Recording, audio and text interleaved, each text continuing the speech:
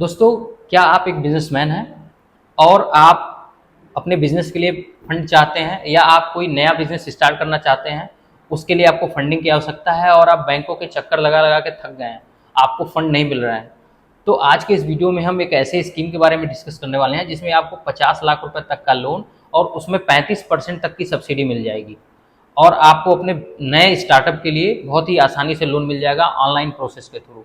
तो आज के इस वीडियो में हम डिस्कस करने वाले हैं प्रधानमंत्री एम्प्लॉयमेंट जनरेशन प्रोग्राम के बारे में। जी हाँ, प्रधानमंत्री एम्प्लॉयमेंट जनरेशन प्रोग्राम के थ्रू आपको 50 लाख रुपए तक का लोन दिया जा रहा है जिसमें आपको 35% तक की सब्सिडी मिल सकती है।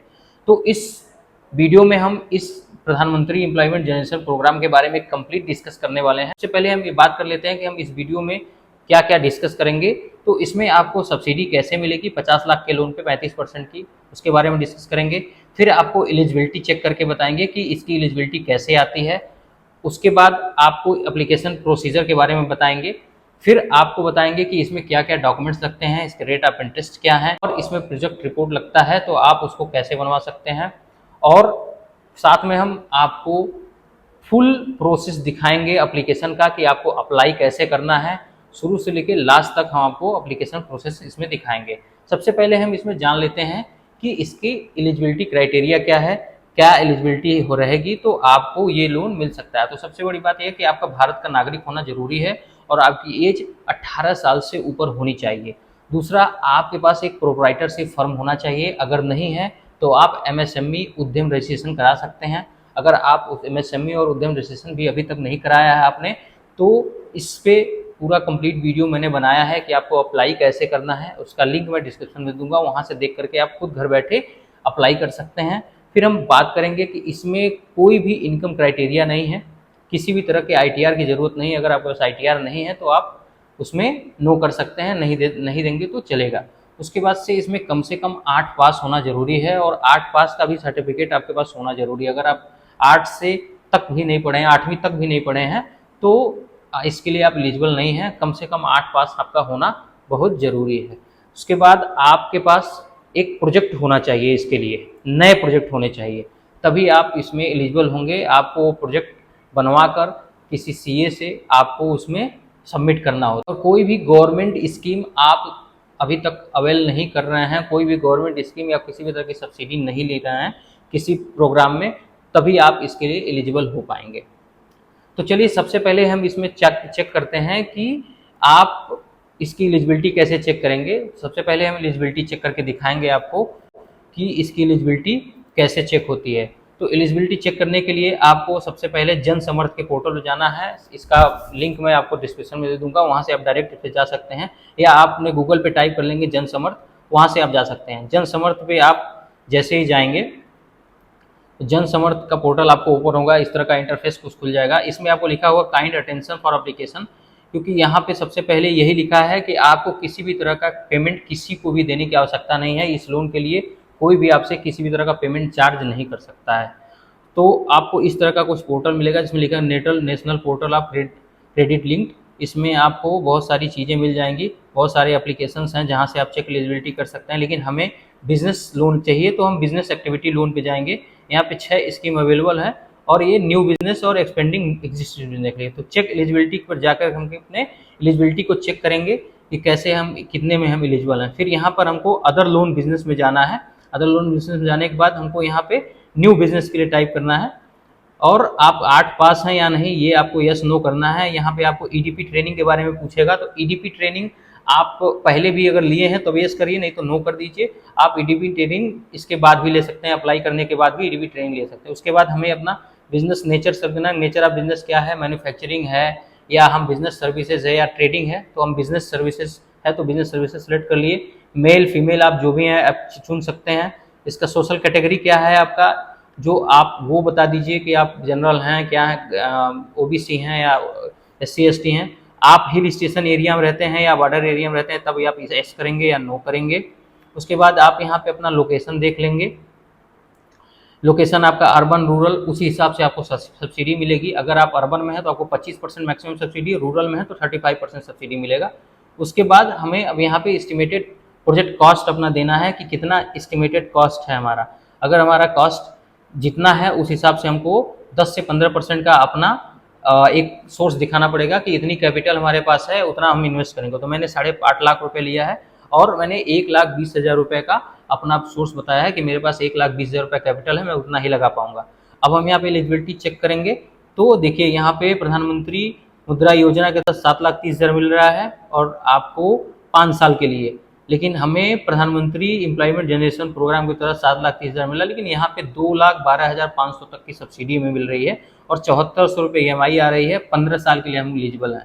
तो ये आपका 2 प्रोग्राम में आ गया। अगर आप 7,30,000 लेते हैं तो आप सिर्फ सब्सिडी नहीं मिलेगा, आपको मुद्रा लोन भी मिलेगा, लेकिन प्रधानमंत्री एम्प्लॉयमेंट जनरेशन प्रोग्राम के थ्रू आपको मिलेगा और 35% तक की सब्सिडी मिल जाएगी कैटेगरी, लोकेशन और जेंडर के अकॉर्डिंग। तो यहाँ से लोन अप्लाई कर सकते हैं आप डायरेक्ट। यहाँ से आप जाके अपना मोबाइल नंबर रजिस्टर्ड करके और OTP के साथ अप्लाई कर सकते हैं, या आप डायरेक्ट गूगल पे जाके वहाँ से KVIC जन PMEGP आप लॉगिन कर सकते हैं। तो KVIC PMGP जाएंगे तो आप डायरेक्ट इसके होम पेज पे आ जाएंगे। तो होम पेज पे कुछ इस तरह का पोर्टल आपको आ जाएगा, जहाँ से आपको अप्लाई करने का ऑप्शन आ जाएगा। यहाँ पे application for new unit, application new unit पे जाने के बाद आपको सबसे पहले अपना आधार नंबर, कुछ इस तरह का इंटरफेस आएगा। इसमें आपको अपना पूरा डिटेल एंट्री करना है, जैसे आधार नंबर एंट्री करना है, आपका नाम, आपका एजेंसी की कहाँ से आप अपना लोन लेंगे या किस डिस्ट्रिक्ट से आप अपना वो आधार करेंगे, उसके साथ साथ आपका स्टेट क्या है, आपका डिस्ट्रिक्ट क्या है, आपका डेट ऑफ बर्थ, आपका समाज श्रेणी, आपका सोशल कैटेगरी क्या है, और ये सारी डिटेल, आपका क्वालिफिकेशन क्या है, एड्रेस क्या है, ये सारी डिटेल आपको अपनी फिल करनी है। सारी डिटेल आप फिल करने के बाद ही सेव एप्लीकेशन कर पाएंगे। इसमें आपका mobile number, email ID, pan card number, ये सारे डिटेल आपको इसमें मैंडेटरी है, सारी डिटेल को आपको एंट्री करनी है।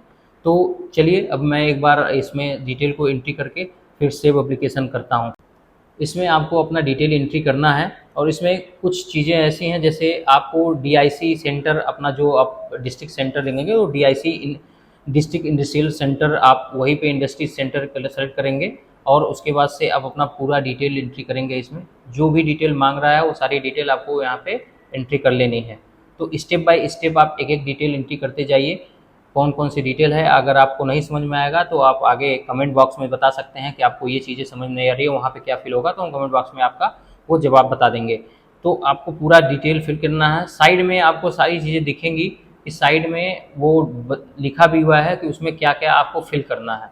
तो इस तरह से आप सारी डिटेल अपनी इंटर कर लेंगे। उसके साथ आपको वहाँ पे आएगा कि आपकी एक्टिविटी क्या है, आप किस तरह के बिज़नेस को चलाना चाहते हैं, किस तरह के बिज़नेस के लिए लोन लेना चाहते हैं। तो आप अपना बिज़नेस फाइंड कर लेंगे। यहाँ बहुत सारे एक्टिविटी मतलब बिज़नेस नेम हैं, तो उस बिज़नेस नेम को आप यहाँ पर सेलेक्ट कर लेंगे। जैसे मेरा बिज़नेस का जो है मिनरल वाटर मैंने यहाँ पे सेलेक्ट कर लिया है। मिनरल वाटर आप सेलेक्ट कर लेंगे। मिनरल वाटर सेलेक्ट करने के बाद आपको यहाँ पे नीचे प्रोडक्ट डिस्क्रिप्शन पूछेगा, लेकिन अगर आपके पास प्रोडक्ट डिस्क्रिप्शन नहीं है या कुछ नहीं समझ पा रहे हैं तो आप उसको छोड़ सकते हैं। उसके बाद EDP ट्रेनिंग के बारे में बात करेंगे। EDP ट्रेनिंग अगर आपने नहीं लिया है तो आप वहाँ पे नो करके आगे बढ़ जाएंगे। आपने लिया है तो आप यहाँ पे यस कर देंगे। फिर उसके बाद आपका आएगा कि आपका प्रोजेक्ट कास्ट क्या है। जैसे वहाँ पर मैंने एलिजिबिलिटी चेक किया था, 8.5 लाख डाला था, यहाँ पे मैंने प्रोजेक्ट कास्ट अपना 15 लाख रुपए डाला है। हमारा प्रोजेक्ट कास्ट जो भी है, हमारे जो हमको समझ में आता है या जितना कास्ट लगता है उतने का हमने एंट्री कर दिया। 15 लाख रुपए प्रोजेक्ट कास्ट आएगा। इसमें वर्किंग कैपिटल, मतलब मेरे पास जो वर्किंग कैपिटल है वो वर्किंग कैपिटल कुल कितनी है वो यहाँ पे एंट्री करनी है। तो आपके पास जो भी वर्किंग कैपिटल है वो आपको एंट्री, जैसे 2,50,000 हमने एंट्री कर दिया कि एटलीस्ट 15 से 20% हमारे पास वर्किंग कैपिटल है। और कितने लोगों को हम रोजगार देंगे, ये रोजगार एम्प्लॉयमेंट जनरेशन प्रोग्राम के तहत, जो प्रधानमंत्री एम्प्लॉयमेंट जनरेशन प्रोग्राम है वो इसी के स्पेशली इसी के लिए कि आप कितने लोगों को रोजगार दे रहे हैं। तो वहाँ पे आपने 10 लोगों को डाल दिया कि 10 लोग हमारे इस यूनिट से रोजगार पा सकेंगे। उसके बाद आपको अपना बैंकिंग, किस बैंक से आपको लोन चाहिए उस बैंक का डिटेल एंट्री करना है कि आपको, अगर हमें ICICI चाहिए तो ICICI का ऑप्शन सेलेक्ट कर लिया, फिर IFSC कोड सेलेक्ट कर लिया, उसका एड्रेस ऑटोमेटिक आ जाएगा। फिर वहाँ पे अल्टरनेटिव बैंकिंग, अगर किसी दूसरे बैंक को भी आप प्रेफर करना चाहते हैं तो उसका भी आप नाम यहाँ पे सेलेक्ट कर सकते हैं। फिर आप यहाँ पर अपना दूसरे बैंक का नाम सेलेक्ट कर लीजिए। जैसे यहाँ पे मैंने पंजाब नेशनल बैंक का नाम सेलेक्ट कर लिया। तो पंजाब नेशनल बैंक का नाम सेलेक्ट करने के बाद उसका KYC फाइंड कर लेना है। जो आपका नज़दीकी ब्रांच है उस ब्रांच को सीधे सर्च बॉक्स में जाकर के ब्रांच का नाम डाल के सर्च करेंगे, आपका ब्रांच का IFSC कोड तुरंत आ जाएगा, वहाँ से आप सेलेक्ट कर सकते हैं। उसके बाद नीचे आपका बताएगा कि आप जो आपका है सीजीटी एमएसएमई के थ्रू आप इसका लाभ लेना चाहते हैं तो आपको यस कर लेना है, क्योंकि सीजीटी एमएससी के जो प्रोग्राम है उसमें 5 करोड़ रुपए तक का लोन सरकार कोलेट्रल फी देती है, तो उसके तरफ आपको यस कर देना है। और ये पूछेगा कि कहाँ से आपको मिला, तो वर्ड टू माउथ कर देना है आपको। उसके बाद से आपका यहाँ पे दिखेगा कि आपका जो भी एप्लीकेशन है वो सबमिट होने जा रहा है। आप कोई डिटेल अगर चेक करना है तो कर लीजिए। इसके बाद आपके मोबाइल पे इसकी यूजर आईडी पासवर्ड भेज दी जाएगी, तो यहाँ जैसे ही ओके करेंगे तो मोबाइल पे यूजर आईडी और पासवर्ड आ जाएगा। अब आप यहाँ से जा करके लॉगिन कर सकते हैं। तो यहाँ पे आप जब लॉगिन करने जाएंगे, यहाँ पे यूज़र आईडी और पासवर्ड जो आपके मोबाइल पे आया है उसको एंट्री करनी है। यूज़र आईडी पासवर्ड एंटर करने के बाद आप जैसे ही ओपन करेंगे तो इस तरह का इंटरफेस आधार पैन वेरीफाई करना है। ठीक है, सबसे पहले हमें स्कोर कार्ड चेक कर लेना है। इसमें कम से कम 60 स्कोर कार्ड आपका आना चाहिए, तभी आप इसमें पास माने जाएंगे। तो अब सबसे पहले आपको अपने स्कोर कार्ड पे जाना है, वहाँ से देखना है कि आपका जो भी क्वेश्चन पूछ रहा है उसके सामने इसका मार्क लिखा हुआ है। जो जो क्वेश्चन है उसके सामने मार्क लिखे हुए हैं, तो यहाँ पे आपको अब उस क्वेश्चन का जवाब देना है। जैसे आपकी एज जो है उस एज के हिसाब से ऑलरेडी आपको मार्क मिल जाएगा। यहाँ पे number of dependents up to 3 more than 3 यहाँ पे आपको सिलेक्ट कर लेना है। आपका घर है या पेरेंट का, वो सिलेक्ट कर लेना है। ये सारी डिटेल अपने हिसाब से आपको सेलेक्ट करनी है। जो आपका है एकेडमिक क्वालिफिकेशन क्या है, ग्रेजुएट, पोस्ट ग्रेजुएट, 8th पास, ये आपको सेलेक्ट कर लेना है। उसके बाद से यहाँ पर आपको क्या है अदर सोर्स, कोई आप इनकम टैक्स पेमेंट करते हैं या कोई इनकम अलग इनकम है आपकी फैमिली में, ये सारी चीज़ें आपको यहाँ पे फिल करनी है। पॉलिसी आपने लाइफ इंश्योरेंस कोई पॉलिसी ले रखी है या नहीं ले रखी है, या एक है या दो है, वो आपको बताना है। यहाँ पे जिस बैंक से आप लोन लेना है उस बैंक से कोई लोन अकाउंट है आपका, अगर अकाउंट है तो यहाँ पे अकाउंट ओपनिंग डेट डालना पड़ेगा, अदरवाइज़ वहाँ पे न्यू एग्जिस्टिंग करके आप आगे बढ़ सकते हैं।